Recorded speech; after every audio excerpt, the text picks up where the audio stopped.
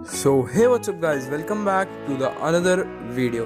तो आज हम डिस्कस करने वाले हैं फ्लेमिंगो बुक का चैप्टर नंबर 2, जिसका नाम है ऑस्ट स्प्रिंग बाय एनिस जंग। सो ये चैप्टर लिया गया है एक बुक से जिसका नाम है स्टोलन चाइल्डहुड, और ये 2 पार्ट में डिवाइडेड है। Part 1, sometimes I found rupees in a garbage. तो मैं वीडियो स्टार्ट होने के पहले ही बता देता हूँ कि इस वीडियो में हम केवल और केवल पार्ट 1 के ऊपर डिस्कशन करेंगे और पार्ट 2 की वीडियो हम लोग सेपरेटली डालेंगे। So without any wastage of time, let's begin the video.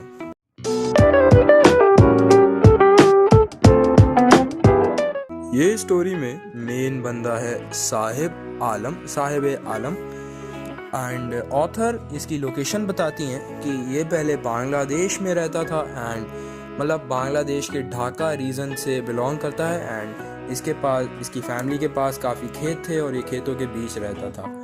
और वहाँ एक दिन एक स्टॉर्म आया और ये सब कुछ बर्बाद हो गया, इनका घर, खेत, सब कुछ। इसलिए इन्हें अपने पालन पोषण के लिए और सर्वाइवल के लिए सिटी में शिफ्ट होना पड़ा। एंड अब ऑथर स्टोरी स्टार्ट करते हुए तो अब ऑथर देखती हैं कि साहिब कचरे में से कुछ ढूंढ रहा था एंड उन्होंने साहिब से पूछ लिया कि तुम ये सब काम क्यों करते हो। एंड साहिब ने रिप्लाई दिया कि और कुछ काम करने को भी नहीं है। और अब ऑथर उनसे पूछती हैं कि तुम पढ़ने जाते हो। एंड फिर उन्हें रियलाइज होता है कि उन्होंने क्या पूछ लिया। एक रैक पिकर्स कहाँ ही स्कूल जाते हैं। बट साहिब ने काफ़ी ज़्यादा ब्यूटीफुली रिप्लाई किया कि इस सिटी के आसपास कहीं स्कूल नहीं है और अगर होते तो मैं ज़रूर जाता। और अब ऐसे ही ऑथर मजाक में उनसे कह देती हैं कि अगर मैं स्कूल बनवाऊँ तो क्या तुम जाओगे। एंड साहिब रिप्लाई करता है ज़रूर जाऊँगा। एंड कुछ दिन बाद साहिब ऑथर के पास आके उनसे ये पूछता है कि क्या स्कूल बन गया। और ऑथर रिप्लाई करती हैं कि स्कूल बनने में तो बहुत टाइम लगता है। एंड उससे उसका नाम पूछती हैं तो वो बोलता है साहिब आलम। और सोचती हैं अगर इस बच्चे को कोई इसके नाम का मतलब भी बता दे तो इसे खुद बिलीव नहीं होगा, क्योंकि साहिब आलम का मतलब होता है लॉर्ड ऑफ द यूनिवर्स, और इसलिए बिलीव नहीं होगा।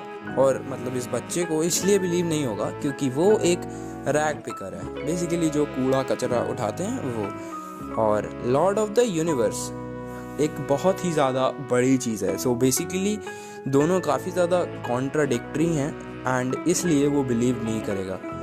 एंड साहब हमेशा अपने दोस्तों के साथ रोड पे घूमता था और ऑथर इनके ग्रुप को आर्मी ऑफ बेयरफुट बॉयज़ बुलाती थी। इसलिए बुलाती थी क्योंकि इन बच्चों में से किसी के पास भी पैरों में चप्पल नहीं थी, ये नंगे पैर घूमते थे। इसलिए इनका ग्रुप दिन में ही दिखता था और शाम में गायब हो जाता था। इनकी आर्मी बिल्कुल मॉर्निंग बर्ड्स की तरह थी। तो बेसिकली ऑथर ने इन्हें मॉर्निंग बर्ड्स से इसलिए कंपेयर करा है क्योंकि मॉर्निंग बर्ड्स भी मोस्टली सुबह ही दिखती हैं और शाम में गायब हो जाती हैं। अब 1 महीना बीत चुका था और ऑथर इनके ग्रुप को अच्छे से जान चुकी थी। एंड अब वो इनसे पूछती हैं कि तुम लोग चप्पल क्यों नहीं पहनते। तो इनमें से एक बच्चा रिप्लाई देता है कि मम्मी शेल्फ से चप्पल उतार कर नहीं देती। और दूसरा लड़का डिफेंड करके बोलता है कि अगर दे भी दे मम्मी इसकी चप्पल तो ये तब भी नहीं पहनेगा।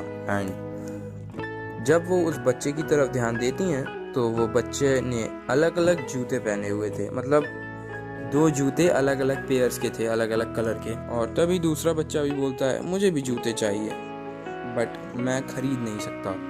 फिर ऑथर बोलती हैं कि कंट्री में, मतलब बेसिकली ऑथर बताती हैं स्टोरी में कि कंट्री में मतलब जहाँ जहाँ उन्होंने ट्रैवल किया है, जब भी वो गरीब लोगों से पूछती हैं कि तुम लोगों ने जूते क्यों नहीं पहने या फिर वो पैर में चप्पल क्यों नहीं पहनते, तो वो लोग ये बोल देते हैं कि ये उनका ट्रेडिशन है जूते ना पहनने का।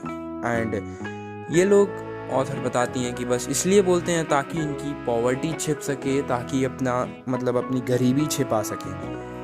एंड इसलिए लोग ऐसा बोलते हैं। तभी ऑथर को एक स्टोरी याद आती है जो उन्हें बताई थी उदीपी ने। जब उदीपी छोटा था तब उसके पापा प्रीस्ट थे। जब भी वो स्कूल जाता था तो वो सुबह मंदिर के पास रुककर प्रे करता था कि हे भगवान, मुझे भी एक जूता दिला दें। और जब वो छोटा था उसके 30 साल के बाद ऑथर इस शहर में दोबारा विजिट करने आई थी और वो उसी मंदिर में जाती हैं। एंड अब वो मंदिर काफ़ी खुला खुला सा लग रहा था, लाइक उसके आसपास की जगह एकदम खुली थी और मंदिर में अब कोई भी नहीं आता था। और उस मंदिर के पीछे प्रीस्ट रहते थे और वहाँ ज़्यादा लोग आते भी नहीं थे। एंड जब वो जैसे ही वो ये सब देखती हैं कि वहाँ प्रीस्ट रहते हैं, तभी एक बच्चा दौड़ता हुआ आता है और उस बच्चे ने पूरी की पूरी स्कूल यूनिफॉर्म, स्कूल बैग और स्कूल शूज सब कुछ पहना हुआ था। एंड तभी वो सोचती हैं कि भगवान ने प्रीस्ट की तो सुन ली बट उन रैक पिकर्स की नहीं सुनी। फिर प्रीस्ट के बच्चों के पास तो जूते आ गए बट रैक पिकर्स के पास अभी तक नहीं आए। तभी ऑथर बताती हैं कि बेयरफुट आर्मी सुन के उन्हें दिल्ली की एक जगह का नाम याद आता है जो है सीमापुरी। वो ये बताती हैं कि दिल्ली की लाइफस्टाइल काफ़ी ज़्यादा लग्जूरियस और काफ़ी अच्छी है, बट सीमापुरी वो कतई अलग है। वहाँ पे लोग काफ़ी बुरी कंडीशन में रहते हैं एंड सबके सब अवैध जगह पे रहते हैं एंड सब बांग्लादेशी हैं या फिर कुछ बांग्लादेशी हैं।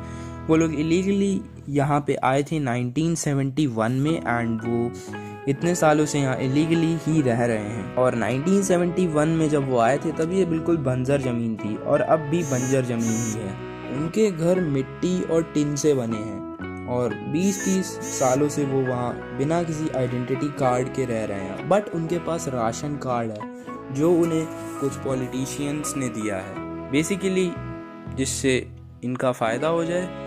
इनका फ़ायदा भी क्या, जिससे पॉलिटिशियंस का फ़ायदा हो जाए, क्योंकि राशन कार्ड दे देने से इनका नाम डायरेक्ट वोटर लिस्ट में आ जाता है, जिससे इनको तो फ़ायदा होता ही है बट पॉलिटिशियंस को और बड़ा फ़ायदा होता है और ये कम दाम में खाना खरीद के खा सकते हैं।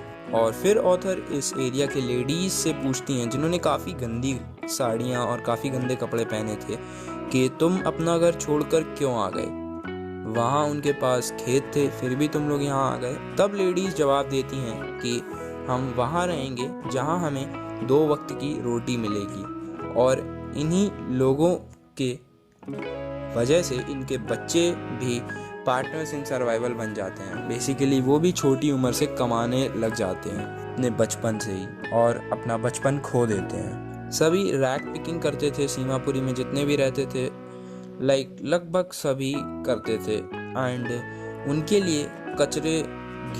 लिए कचरा गंदा नहीं था, सोने के बराबर था, क्योंकि ये उनकी लाइवलीहुड था। इससे वो 2 वक्त की रोटी खा पाया करते थे। और फिर कुछ दिनों बाद साहब ऑथर को बताते हैं कि कभी कभी कचरा ढूंढते वक्त या फिर कचरा खंगारते वक्त उन्हें 1 रुपए का सिक्का या फिर 10 रुपए का नोट भी मिल जाता है, जो कि इन्हें और ज़्यादा मोटिवेट कह लो या इनकरेज कह लो और ज़्यादा कूड़ा बीनने के लिए। और अगर हम देखें तो बच्चों के लिए और इनके पेरेंट्स के लिए कूड़ा बिल्कुल अलग अलग मायने रखता है। इनके पेरेंट्स के लिए कूड़ा इनकी लाइवलीहुड है और इन बच्चों के लिए कूड़ा एक मिस्टीरियस थिंग की तरह है, जिसके अंदर से उन्हें नोट, पैसे, सिक्के मिलते हैं एंड जो काफ़ी ज़्यादा मतलब इन लोगों को खुशी, हैप्पीनेस देते हैं इन बच्चों को। और थोड़े दिनों बाद ऑथर सुबह सुबह देखती हैं कि साहिब टेनिस खेलते हुए कुछ लोगों को देख रहा है एंड उसे टेनिस खेलना काफ़ी पसंद था। और जब वो लोग टेनिस खेलकर चले जाते थे तब गेट कीपर थोड़ी देर के लिए साहिब को अंदर कर लेता था, जिससे साहिब थोड़ा सा टेनिस का बैट घुमा घुमा कर खेलता था। एंड उस दिन साहिब ने जूते भी पहने थे, लाइक ये ऑथर ने नोटिस किया था। उस दिन साहिब ने वाइट कलर के शूज़ पहने थे जो कि थोड़े से फटे हुए थे आगे से। एंड जब ऑथर ने साहिब से पूछा ये जूते कहाँ से मिले, तो साहिब ने बताया कि ये जूते उसे एक लड़के ने दिए हैं। एंड ये सुनकर ऑथर सरप्राइज तो नहीं हुई, क्योंकि साहिब के लिए जूते शायद ही बहुत बड़े मायने रखते हों, बट उस अमीर लड़के के लिए जिसने साहिब को ये जूते दिए, वो इतने ज़्यादा मायने नहीं रखते थे क्योंकि वो फट चुके थे, लाइक थोड़ा सा छेद हो गया था। एंड ऐसे ही फिर एक दिन साहिब एक मिल्क का बड़ा सा स्टील का बाल्टी टाइप जिसमें दूध नहीं रखते हैं ना, वो सब मतलब वो एक बाल्टी लेके कहीं जा रहा था। एंड ऑथर ने जब पूछा तो साहिब ने रिप्लाई दिया कि अब वो एक टी स्टॉल पे काम करता है जहाँ उसे 800 रुपये मिलते हैं एंड खाने को भी मिलता है। एंड ये सब सुनकर ऑथर उससे पूछती हैं कि क्या तुम्हें वो काम पसंद है, जिस पे बेसिकली उसके मुंह पे कोई एक्सप्रेशन नहीं था साहिब के मुंह पे, एंड वो कुछ नहीं बोलता एंड वहाँ से चला जाता है। और इसीलिए ऑथर लिखती हैं Saheb is no longer a master. तो वो इसलिए ऐसा लिखती हैं क्योंकि साहिब जब पहले कूड़ा बीनता था तो वो अपना खुद का मालिक था, वो सड़कों पे घूमता था, कभी कूड़ा बीनता था, कभी दोस्तों के साथ घूमता था, बट अब वो टी स्टॉल के अंदर किसी के लिए काम करेगा। सो अब वो खुद का मास्टर नहीं है। सो या दैट्स द रीज़न उन्होंने ऐसा लिखा, Saheb is no longer a master of himself. तो ये थी आज की स्टोरी, बेसिकली पार्ट 1। तो पार्ट 2 आपको जल्दी मिलेगा, तब तक के लिए गुड बाय।